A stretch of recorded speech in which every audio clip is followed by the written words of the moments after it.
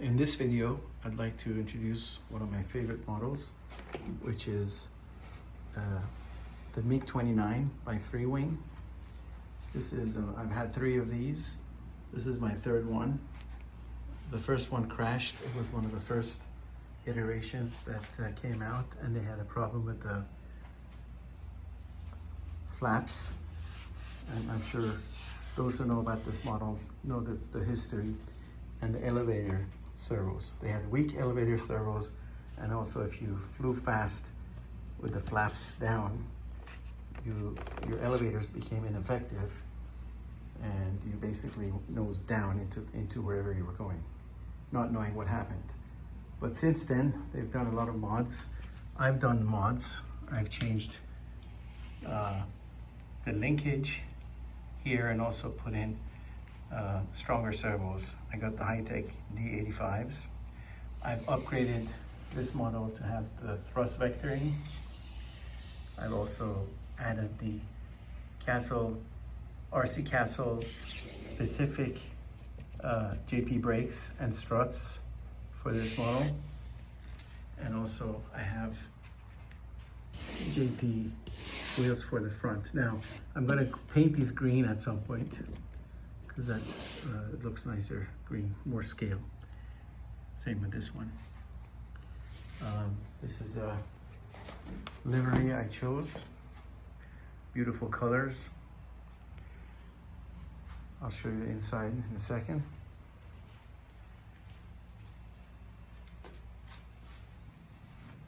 So on the electronics, it's really messy because it has the thrust vectors. So I'm running a Castle 20 amp BEC there. It's running on each motor has one 6S, one here and one here. I'm running a 12-channel Spektrum. This has the famous blue box. I'm using it. I'm just bypassing the elevators. I'm not using it for the elevators. The elevators go directly to my gyro and then onto the receiver. Here's a close-up of the electronics. As I mentioned before, that's my 20 amp BEC. This is where it connects into the battery. The BEC connects into the battery supply. I have this is my brake controller here that taps into I'm gonna have a 3S or a 2S supply here. It connects here and the battery sits here. This is the rear bay. All the wires come in, go under the battery compartment. It's a little messy. The other motor has a very long lead, and I try to keep them together to reduce any kind of noise and EMF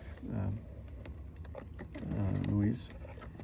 You got to remember that on these ESCs I put capacitors, extra capacitors, because of this length. So you may want to do that. I didn't mention it, but I do have a nose wheel gyro hidden under here. It's the Assan AG61 hidden under here. I really like them. What else? We got the 12-channel Spektrum. Got the old Guardian gyro. Many people don't know what they are, but got the old Guardian gyro. I have tail flame simulation by Freewing. I got 2 of those. And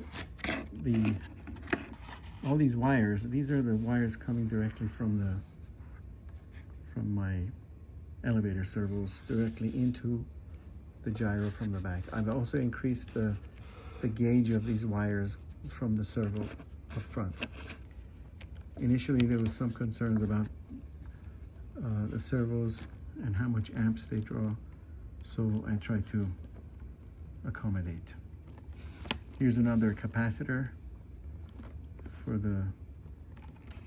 any kind of voltage spikes. So yeah, beautiful, but a lot of wires. I'm sure there are models out there that don't have this much wiring. And I'm sure the same MiG model someone else might have that doesn't have all this wiring. But I went old-fashioned, just a regular 12-channel receiver and a gyro external. Nowadays you can probably use AR, AS3X, all internally. You don't have all these wires. Great, hope you like it. I love this model, and we'll be flying her a lot.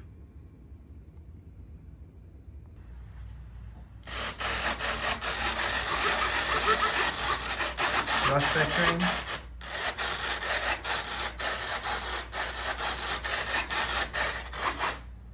Flaps.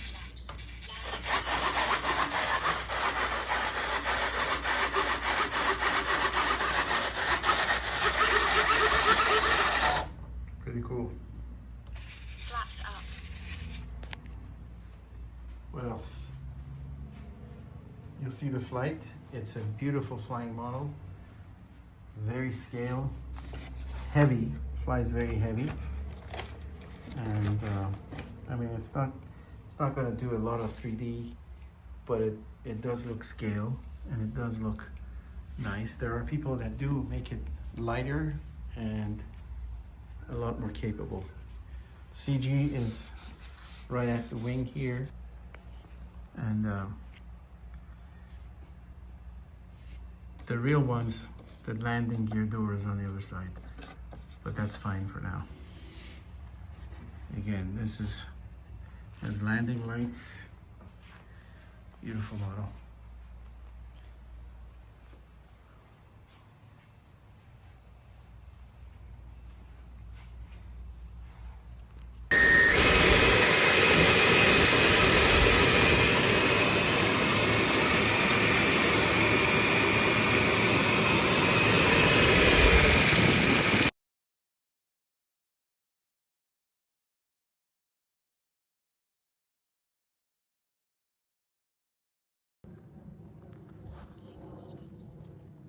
Take it off.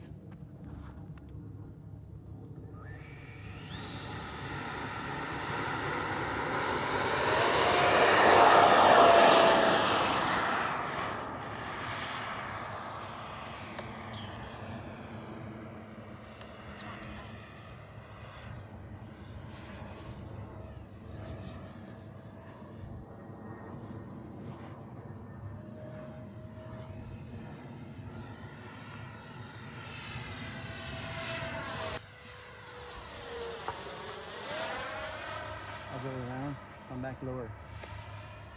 Just I'm doing a circle. That camel works.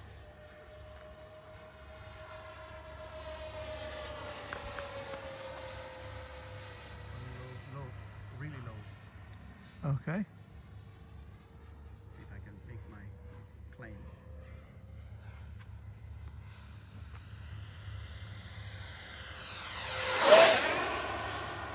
Oh, I just got a haircut there.